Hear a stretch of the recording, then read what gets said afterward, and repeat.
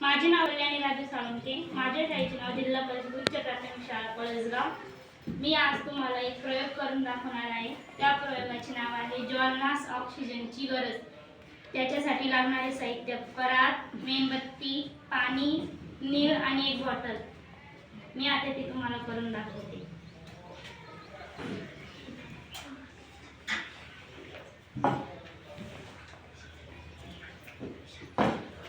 त्याच्यात आपल्याला थोडा नीळ घालायचा आहे.